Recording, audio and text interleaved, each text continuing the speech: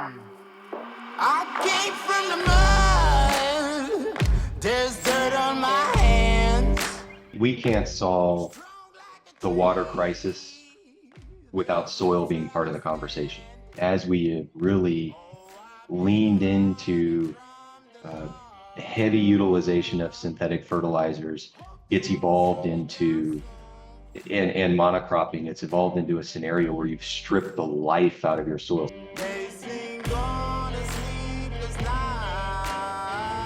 Hello and welcome to The Stream, an unscripted, unedited, free-flowing conversation featuring guests with a bias for action in the world of water and beyond. My name is Tom Freyberg. I'm an environmental journalist and content creator specializing in water. And I'm Will Sarney, a water strategy advisor and investor doing my part to solve wicked water problems. And a big thanks to our Season 7 sponsor, Raymond James, and our impact partners. And today we are delighted to be joined by Dane Hague, who is the CEO and co-founder of MyLand. Dane, great to see you and welcome to the stream. Great to see you guys. Thank you, Tom. Thank you, Will. I think this is going to be a fun conversation. Amazing. So we've got so much we want to talk to you about today. Given the overall focus of Season 7 on agriculture and water, and we started out by sort of looking at a major alcoholic beverage company. We're going to look at some startups and entrepreneurs, but today we want to talk all about soil health, because it's such a, the more I read about this topic and the more I look into it, it's so interesting and kind of how we got to the state we have in terms of soil unhealthiness. But before we start, we'd love to sort of just hear your kind of origin story in terms of from legal background perhaps to a entrepreneur and actually focusing on soil health and water. So yeah, can you kind of give us a bit of history and context, if you will, Dane? Yeah, so you touched on it a little bit there, Tom. I actually didn't start out in soil or anything remotely connected to agriculture. Graduated from law school in 2006. Grew up in Kansas around farmers, but honestly didn't want to be involved long-term in farming. Had other pursuits, but I came down to Arizona in 2006 after graduating from law school. Spent 7 years doing general corporate work, so M&A, securities, finance, market. 7, 8 changed quite a bit, so it became a lot of business divorces, and then representing folks that were grabbing large portfolios of properties for pennies on the dollar. So not exactly the sexiest corporate or sexiest start to a corporate law career. And but what was really interesting is that a little bit after that, represented a company, or started to represent a company that was focused on microalgae for nutraceuticals. So EPA, DHA, omega-3 pills at the end of the day. And that's where I met my co-founders, Bob Thompson and Andy Ayers. And that's actually when Andy built the first MyLand system in his front yard, kind of on a whim. Came across the guy in Snowflake, Arizona, which is kind of northeast region, really small town, who was growing microalgae in kiddie pools and bleeding it off into farmland and getting like 3 to 5% increase in yields. So Andy thought, well, gosh, if you could do that with an open system that's contaminated the moment you inoculate that little pond, what could you do with a closed photobioreactor system? And that's what Andy was working with at the time. So he built this system, put it on 200 acres of dead land in southern Arizona that was being leased by Del Monte. Dead meaning it had been aggressively farmed for 60, 70 years, and they just got to a point where you couldn't put enough water and chemicals on the land to make it work economically. So they walked away from it. But within a year, Andy was outproducing the 9,000 acre adjacent ranch on a per acre basis. And this wasn't like biologic per se versus conventional. This was a progressive approach versus progressive approach, and the delta was significant. So I kind of saw that outside of not being in the company. And then when I left to the law in 2013 and really wanted to focus on really business and entrepreneurial, looking at various projects that were out there, this is one that was always there, but it was messy, to be honest, because the IP was held up in another company. That company was having struggles, and there was no direct path to maybe work with them. But it finally came together with Bob and Andy at the end of 2013, so about 6 or 7 months after I left the practice of law. And we made the decision to jump in and see if we could figure out how to grab the technology and run with it. And the first half of it, we were able to get relatively easy. The second half took 2 years. So the legal background was really helpful in acquiring those rights. But while we were doing that, we self-funded kind of the second generation system. So taking Andy's very crude pilot system and now trying to build a second generation system. But you've got me, former attorney, you've got Andy, who's really a zoologist by training. And then he fell in love with microalgae as he went down the path of studying shrimp aquaculture. And then Bob, the other co-founder, is accountant, consultant, board member. So you didn't have soil science, you didn't have agriculture, you didn't have any of that. No engineering side, no software capacities, but we got in the back of a warehouse, built this second generation system, finally put it on a farm right outside of town here in kind of late 15, early 16, turned it on. And then we just spent the next 3 or 4 years just kind of banging our heads against the wall on, how do you operate this system in a harsh environment? Because those areas are tough, it's hot, it's dusty, it's windy, you get weather, you get all of the elements right there. So how do you deal with a live biologic, which is really finicky to grow just generally? And then what's the impact we're having? And I think as we move forward, we just saw the success on the performance side in the soil just stack up. And that momentum really turned into the last kind of 36 months, really taking off as a company. So we spent 6 or 7 years really just grinding. It's not that today is not a grind, because it always is. It's just a different grind when there's 3 of you in basically a single office that is your lab, your manufacturing facility, your operations hub, whatever you want to call it, and a grind of an early growth stage company that's really expanding across the U.S. and even getting into Canada at this point. That's a fascinating journey. Dane, you bring up a obvious point, but I think it's worth exploring a little bit. That is it fair to say you were an outsider and had a very different perspective in terms of the value of the technology, the business opportunity, and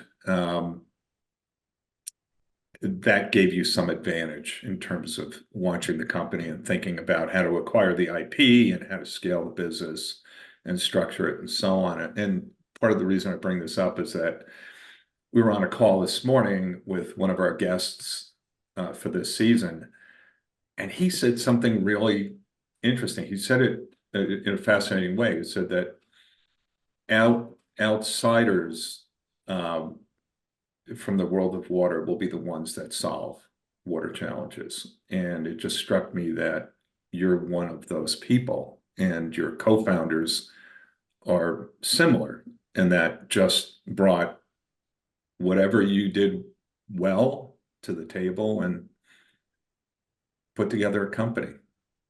I don't know, that's hardly an articulate way of making a point, but I think you get what I mean. I do, and we've had conversations around that as the years have gone on, that we're here, and I think we have the opportunity in front of us because we weren't beholden to decades of experience thinking a certain way.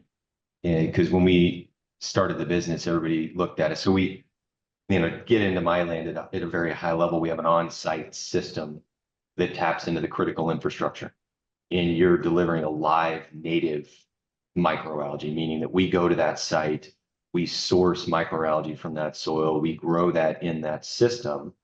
We don't sell the equipment or sell a product, and it delivers that on a continuous basis. In the early days, when people heard about that model, everybody said, "You're crazy. You should do this in a centralized facility, grow it, bottle it, and send it out." And the reason they said that is because that's how the entire industry is set up. And we just could not pencil out how you do live native algae and then effectively distribute that on a continuous basis whenever that farmer is irrigating their farmland. So we just became stubborn, and we said, nope, this is the path we're going. This is how you get that to the soil. If we were insiders, so to speak, I think you probably immediately default to, okay, how do you there's your economics right there in that centralized facility, as opposed to no, build density in that region, and that's where you gain your economies of scale. It seems you kind of came up against that one phrase and mindset that can kill off innovation, and that's how we've always done it. You know, and you guys sort of looked at it differently with kind of complementary skill sets between legal, consultant, a zoologist, as you said, and thought, actually, why? You just asked a question and thought, surely from an innovation and the business model point of view, you can do things differently, challenged it to sort of form the company. But you mentioned this phrase, Dane, around, especially with that rebirth of the land and the problem of dead land. So something that's been over-farmed, over-fertilized, overgrown throughout the years due to probably commercial pressures. But I guess that's one of the key drivers of kind of why you do what you do. But how did we get in this situation where there's so much dead land around the country? I'd love to sort of hear your thoughts on that, and I guess if we've got to this tipping point, kind of how things can be turned around. Yeah. And Tom, as you were going down that path, I was just thinking about Will's question and something you mentioned, if you don't mind touching on that's how we've always done it. And I really, until that comment, haven't thought about this, but I learned very early on in my legal career, when attorneys that have been practicing 30 and 40 years would more or less tell you because, and as you know, drafting language, and that just never worked for me. And so I think that, you touch on something that it pressed forward. And I think, so yeah, interesting. So Dane, I'm sorry to interrupt. Finish. No, go ahead. You are officially an unreasonable person. Take that as a compliment, because you challenge the status quo. Because is not good enough, and the way we did it is not good enough. It's how we're going to change things. Yeah. So, and I think that's part of the fabric of MyLand. Like, I think that doesn't work within our staff. That doesn't work within our, when you're thinking about scaling a department within the business, and maybe a fear around scaling an aspect because it's going to be difficult. Well, we need to go in a different path. Well, that doesn't work. We need to challenge that. We may need to, but simply it's tough, or because just doesn't cut it. So yeah, just interesting that I'll mention that. And I really hadn't thought of that back to my legal career. we're going to keep encouraging you during the course of this conversation to be more and more unreasonable along the way. Yeah. But so Tom, what happened 60, 70 years ago is we really focused on yield in agriculture. And it was, how do we get more out of the land? And we went down the path of focusing on singular crops, so monocropping. In various instances, you focused on heavy application of chemicals, and we were successful. We were successful in driving calorie production. And even today, calorie production is not an issue. We produce a lot on our farmland. Now, the quality of those calories is dramatically different than what it was 50, 60 years ago, but they're there. But what has happened is that as we have really leaned into heavy utilization of synthetic fertilizers, it's evolved into, and monocropping, it's evolved into a scenario where you've stripped the life out of your soil. So what we didn't understand or appreciate is what those practices would result in as it relates to what's in the soil. And you've, in certain instances, removed all of your organic matter. You've removed all of your life, so your microbiome. And as a result, you have a medium now that, just like the 200 acres of farmland that Del Monte was leasing, where you just have to apply water and chemical, and as much as you can to make it work. And you've got a lot of that farmland that you can't apply enough. And you've got a lot of farmland where the breaking point is, I can't make a crop work economically, so we walk away. So we have farmland is being abandoned at an alarming rate. Production on farmland is starting to actually go the other way.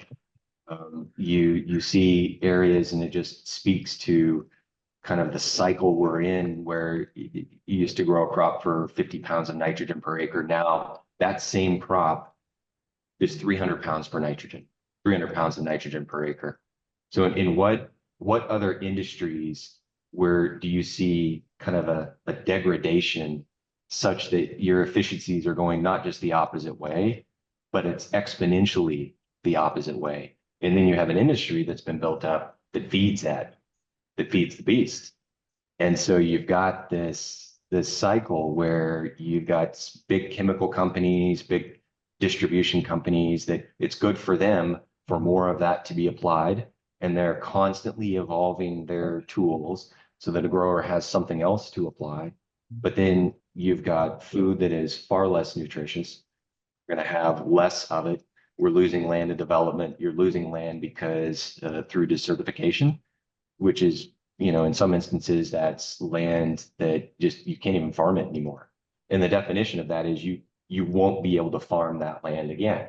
Now, you can go back in and try to rebuild it, but the question is, what tools do you have available to you to do that at scale economically?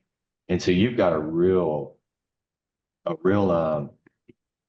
combination of events that are coming together in farming that if we don't get out in front of it, it's going to bring a lot of our food supply system to its knees. It's frightening, isn't it? Because it seems like a perfect storm. You've got this cycle where increasing amounts of fertilizer are being put onto the crops, which then are rendering the soil more unhealthy. And then you need more fertilizer to try and get the same yields as you had before. And then if the farmers are using 6 times as much fertilizer and then the price has gone up because of geopolitical issues, driven like with Russia, Ukraine, then you've got, you mentioned this perfect storm where, it's quite frightening to hear about it. Yeah, it is. Go ahead, Will. I just weave this into your answer, but it strikes a non-ag person like me that the status quo is killing their industry. So it's self-destructing because they don't know any other way of participating in the industry. I mean, is that a bizarre way to think about what's happening? It just seems like a death spiral.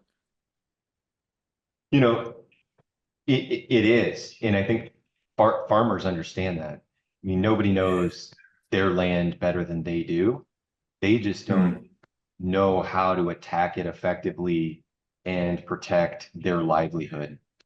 And that's the major issue that they're grappling with, because they're trying new things to help their soil, and with limited success in a number of instances. But at the end of the day, they're not going to take a significant gamble or risk on a crop if that crop is attached to a contract with a large buyer. And if they don't come through on that cycle, that season, that buyer is just going to go to their neighbor and give them that contract. And so they're really stuck between a rock and a hard place. And even getting back to the perfect storm comment from Tom, it's not only the chemicals in the water, but it's the water quality. So if you look at Arizona as a great example, I mean, we're not the epicenter of the water issues globally, but we're going to be there, because we have a population here that is exploding in Phoenix. You've got industry that's exploding like it never has before. And then you've got a water scenario where we're running out of water to the tune of, now we're shutting down certain regions of the state where growers no longer get any surface water from the Colorado River Basin. Well, those growers, to survive, are now digging wells, and the water they're pulling up is salt laden.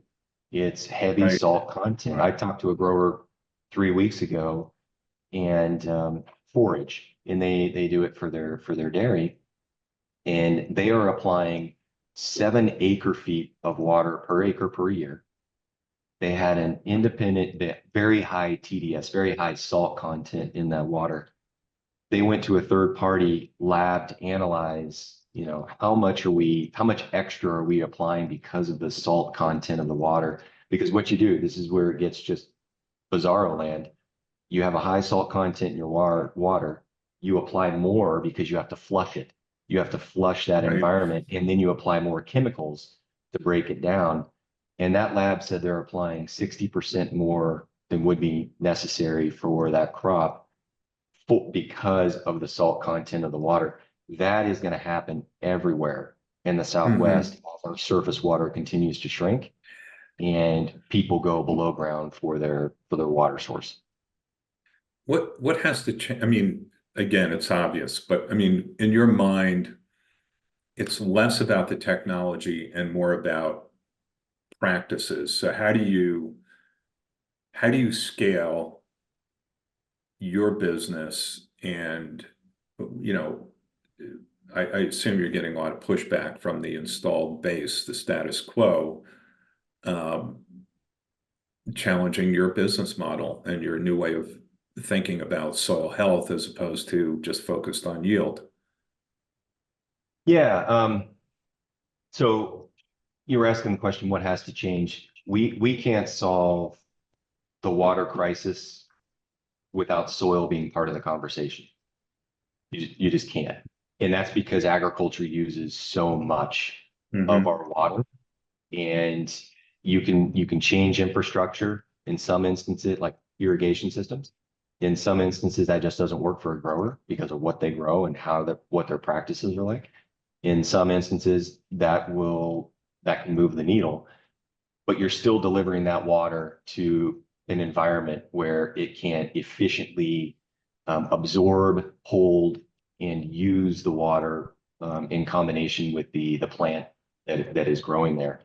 So how, in looking back, I guess a little bit at our history, Will, and then, pushback or not that we receive from industry, and then how we scale our business and how we're going about it. We were out, in the market, crop agnostic soil health company back in 2014, before the UN even came out and said it's the year of the soil, which I think was 15 or 16. So we got a lot of glazed over looks at us like we don't know what crop agnostic means. You have to be very focused on, does this work with tomatoes? Does it work with potatoes? Whatever it might be.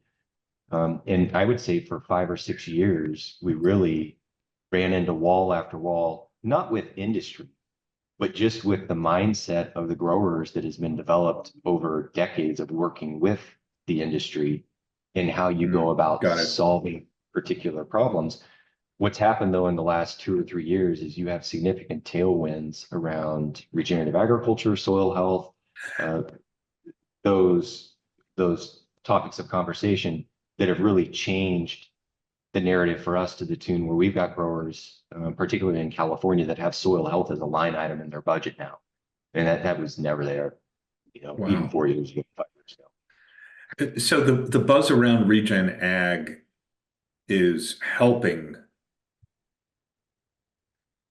your business scale soil health solutions. I mean, is that fair to say? I mean, like regen ag is everywhere, and I'm not convinced, companies that have an ag supply chain understand what that means. Totally agree with that. But what it's done is it's piqued the curiosity of the farmer. Okay. And as a result, yeah, they're leaning in, and they know that the soil is I mean, that's the heartbeat of their operation. They just don't know how to get into it and make it the most effective environment. And that's a gross generalization. There's certainly a small, I would say very small percentage of growers that are out there. They get it, and they may not understand the mechanisms in the soil, but they're attacking it. But by and large, the industry understands it. They just don't know how to go in and make it more efficient. But they're curious, and that curiosity opens doors for us. And then really more than anything, it's just like anything else in agriculture. It's stacking up W's with case studies. It's doing it in different regions, different crop types.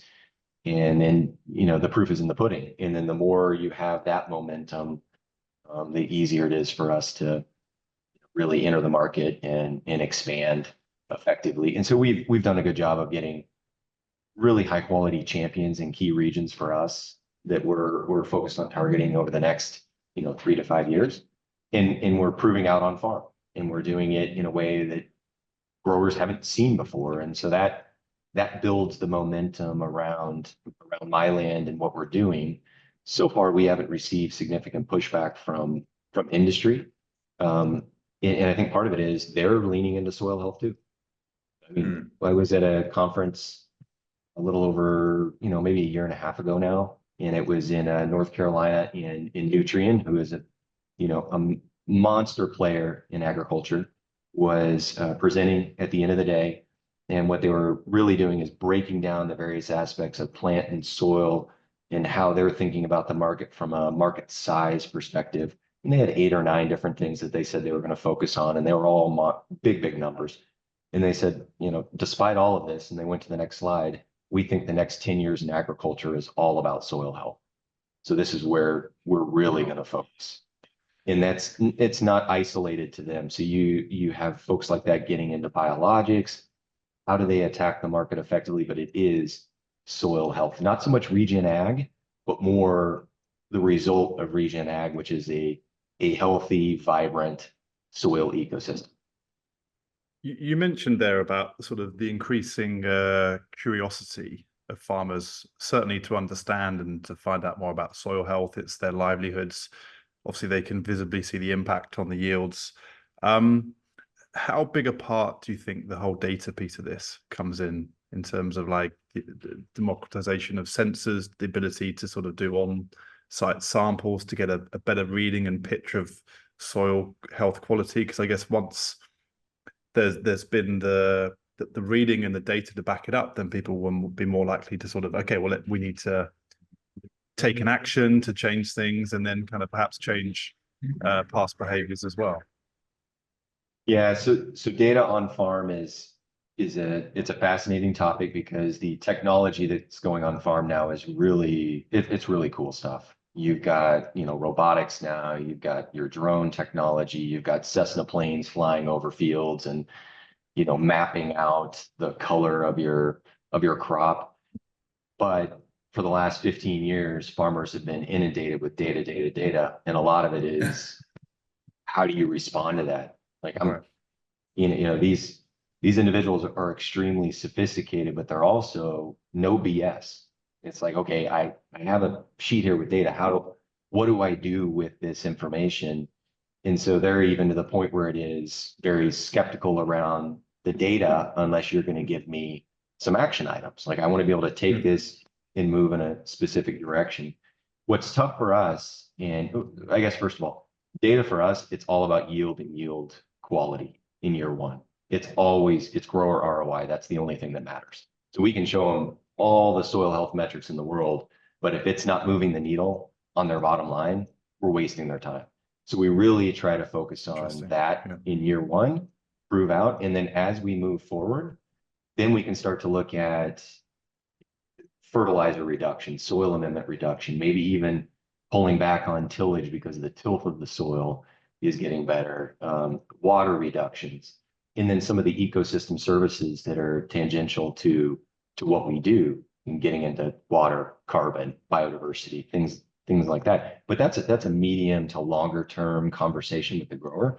The beginning it is, how do we take your operation and just put more money in your pocket, or maybe give you some operational flexibility that you didn't have before, because a healthier environment, maybe you can grow a crop, better margins, as opposed to the lower margin crop you're forced into because your soil is that bad. And there are parts of the country where they're growing the lowest value crop because that's what survives in that environment. They can't rotate in a vegetable or something of that nature. We're pushing the boundaries where they potentially can. But what we do from a data perspective is we try to provide these growers with indications of success in the soil. And that's the difficult piece about soil health, is we're delivering, and especially what we do, we're delivering a live native microalgae into an environment where we know more about outer space than we do about the soil microbiome. It's that complex, and the interactions in there are almost endless, such that our lead research scientist, Chris Nichols, she would tell you this story where when she started I think it was her PhD, the individual she was working with, professor, said that we know about 2% of what's going on in the soil.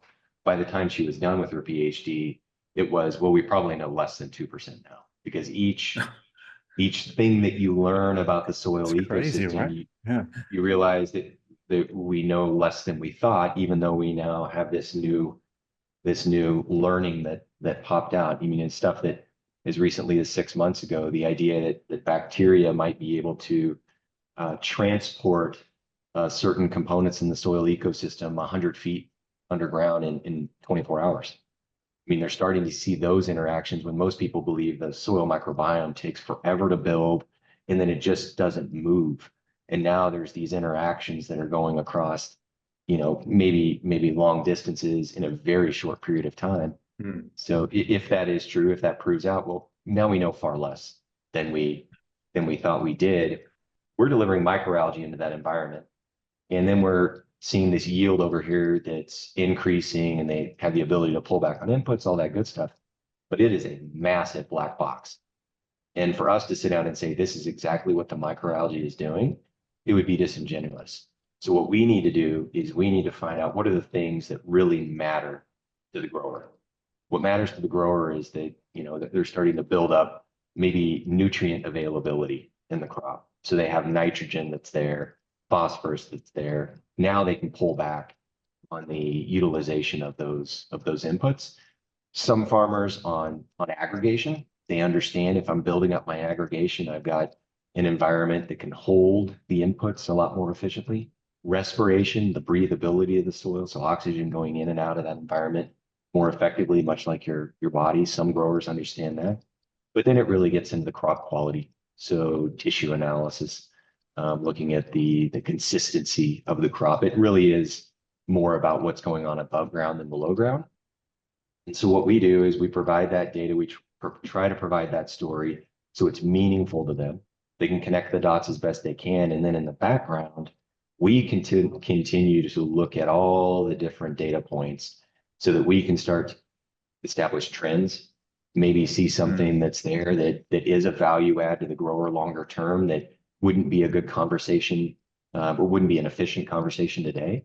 So you've got kind of this clandestine approach to data over here to continue to learn as much as we can economically, but then more importantly, how do we have a solid conversation with the grower so that they feel like, okay, I'm understanding a bit more about what's going on. I love the indicators of success. Sorry. Yeah, I was going to say it's you're effectively behind the scenes doing all the analysis and then drip feeding, as you mentioned, the kind of the insights as the time goes on. But year one, it's all about benefiting the farmer economically with an increased yield.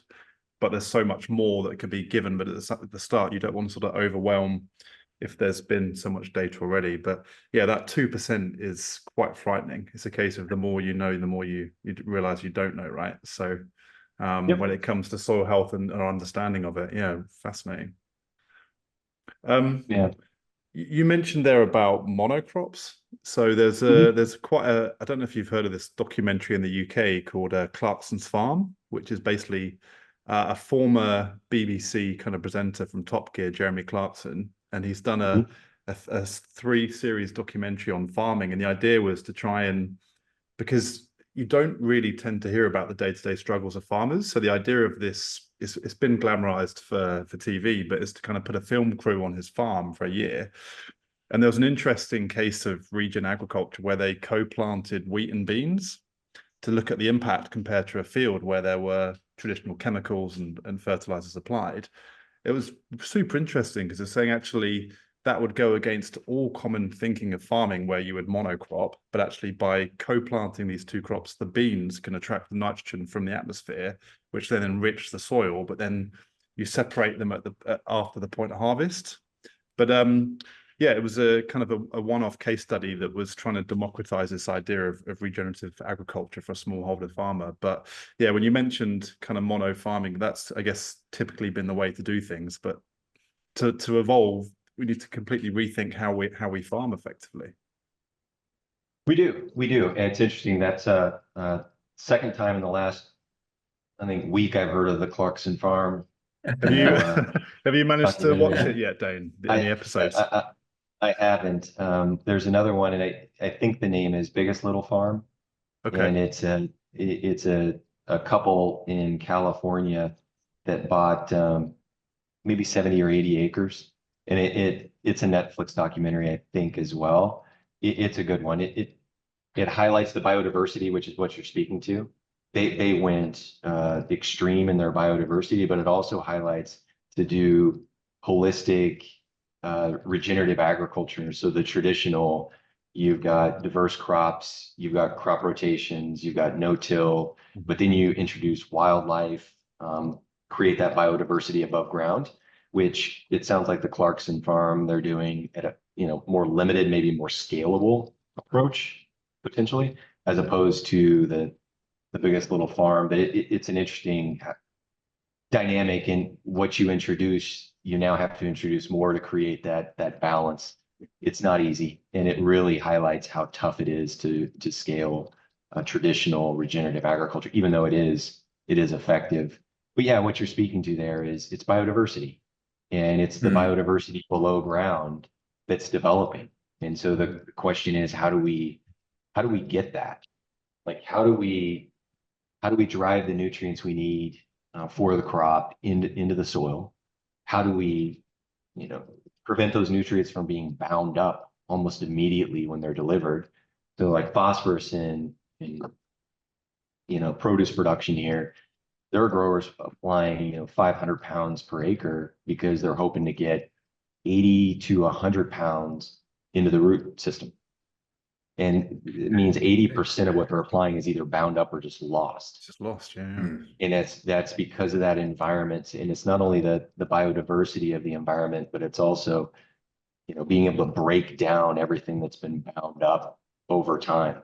And there's not many tools that are out there, and growers that are growing massive scale crop, they're not going to introduce the wheat bean combination on 50,000 acres the first year. Right. Just not going to do it.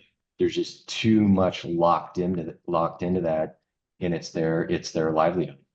And so if they're going to dip into how do I make change, I think that's where MyLand is really positioned uniquely to be not just a first step, but an effective first step for them to really get to the foundation of what the Clarkson Farm and the Biggest Little Farm are trying to accomplish, which is let's let's have what's below ground benefit what we're trying to grow, and what's above ground will proliferate.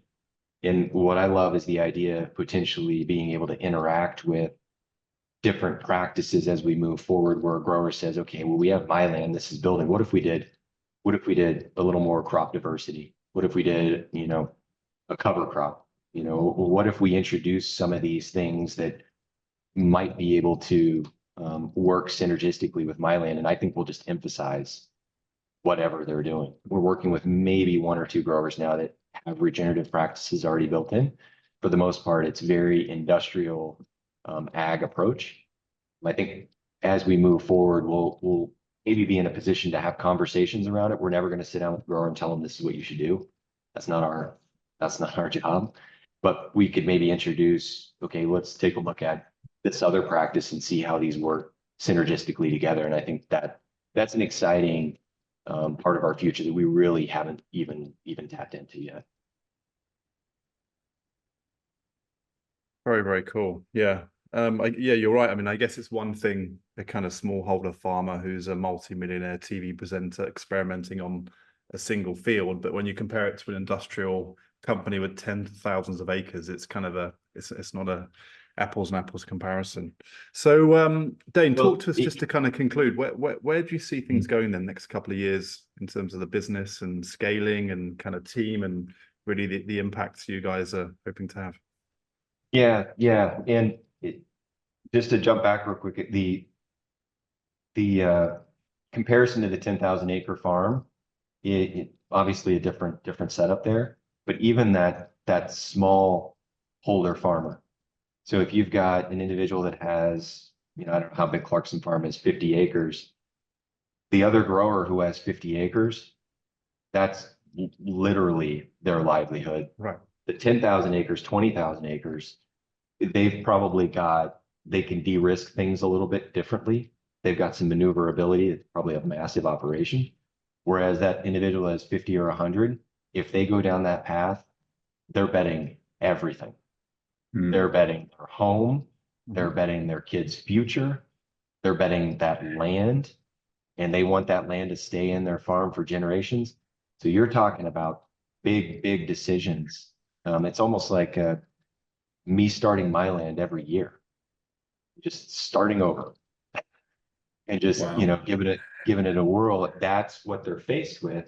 And then as an industry and as a, you know, I wouldn't say society, but definitely as an industry, no matter if you're on the customer side and then you come back into the supply chain, no matter where you're at, it all ends up at the farm gate where the grower takes the risk. And so we provided them very little comfort that, hey, dive into this, we'll cover that. We know it's a risk. Here's how we protect that investment, that risk.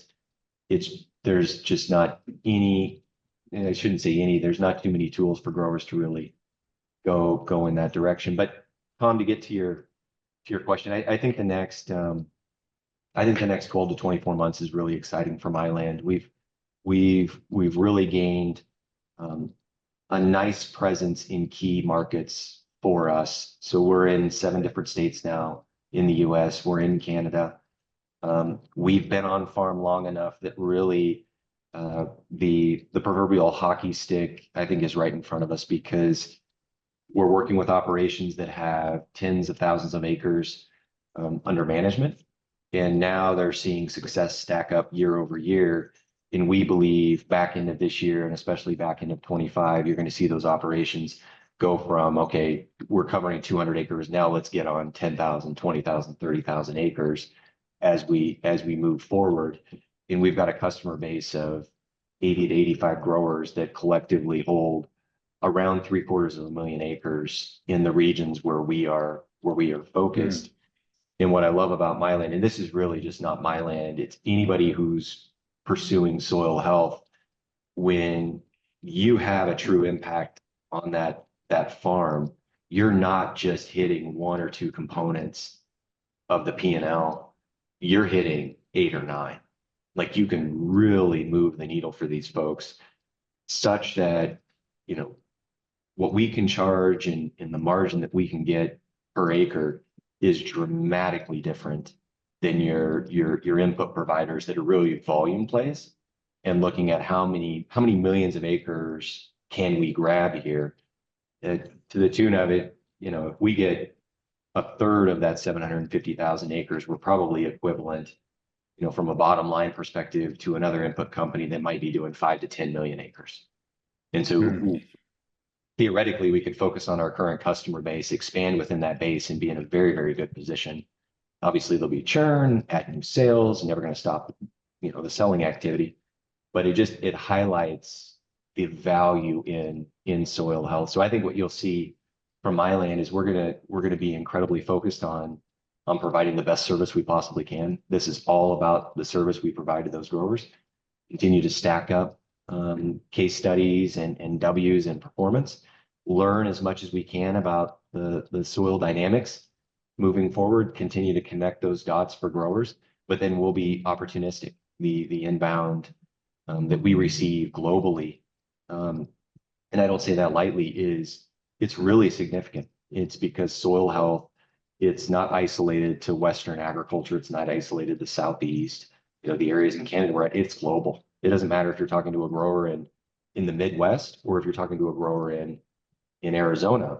They have different soil dynamics. There's no question, but by and large, there is no life in that soil. So in Arizona, there's no organic matter. So you have to build up the organic matter and then have the life interact with that organic matter. In the Midwest, ton of organic matter because of how they farm, but no life to break down that organic matter and release the nutrients that are available. So we've had conversations with growers all across the world, and it gets back to the same basic premise of, you know, we've been doing this for 50, 60 years. We don't have any life in the soil. We need to figure out how to infuse that life back into it, which is why, you know, documentaries like Clarkson Farm are out there and taking off. Amazing. It's just jotting down a suggested headline for the for the stream. Yeah, it's fascinating chat. Thanks so much, Dane. I think when we first started talking to you, you mentioned your time as a kind of lawyer, and when you're dealing with contracts of business divorces, as you mentioned, in kind of merger and acquisition activity, it can be a little bit, not the word soulless, but kind of maybe a lack of purpose. But I think in helping to regenerate and bring life back to soil, there's so many impacts, not just on water, but on communities, on farmers, on food, on energy. There's kind of multiple prongs to this. So yeah, congratulations on what you're doing. And yeah, and for joining us on the stream as well. It's been a fascinating nearly hour so far. So yeah, Will, any final comments, and we'll wrap up. Every time I speak to you, Dane, I get educated. It's the whole concept of healthy soil and how far things have degraded. As I was listening to you sort of frame the opportunity, I used to think the second industrial revolution was all about data, digital. You have moved me past that point. I am now a believer that it's really about soil health, and digital is part of that.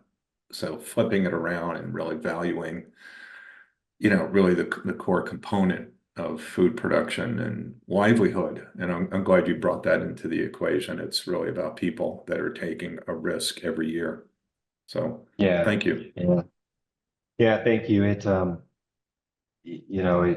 It's foundational, and that's something that I really thought a lot about. We've been doing this now for 10 years, but as folks are pursuing data and technology on farm, and it's all, I shouldn't say it's all, really good pursuits there. And I think there's going to be a ton of value, and the value of rolling knowledge into the soil microbiome through AI, and it's all going to catalyze. It's going to catalyze movement forward, which is great. But it's almost like foundationally, we just got to focus on the asset, and how do we build the asset? And data plays aren't going to get that done. You've got to figure out what is the mechanism to really drive life in there, and then once that's there, how do you pull data in to emphasize it? But Tom, to get to your, sorry, go ahead, Will. Oh no, I like how you linked the two. It's about soil as the asset, and then data helps along the way. Yep, absolutely. How do you leverage data at that point to drive the customer success? And that's we haven't even spoken to getting outside of farming and looking at other areas, because land restoration is not isolated to farming. In Arizona, there's a reason when we get a heavy rain, you've got all of your water just pooling on top of yards and pooling in parks, because the soil doesn't have the ability to absorb it and to charge that environment. So it's municipalities, it's golf courses, it's oil and gas, it's mining, it's everywhere. That'll be part 2 of this conversation, Dane. You've there's lots of work to do. Well, Dane, listen, thanks so much for joining us. It's been a really, genuinely fascinating 60 minutes, certainly an education on my side on soil health and the impact on everything, on food health and water as well. But yeah, thanks for joining the stream, and please keep in touch. We'd love to kind of check back in with you later on to see how things are going. So yeah, Dane, thanks for your time. Appreciate it. Dane, thanks a million. Appreciate it. Thanks, guys. Appreciate it. Thank you. Thank you.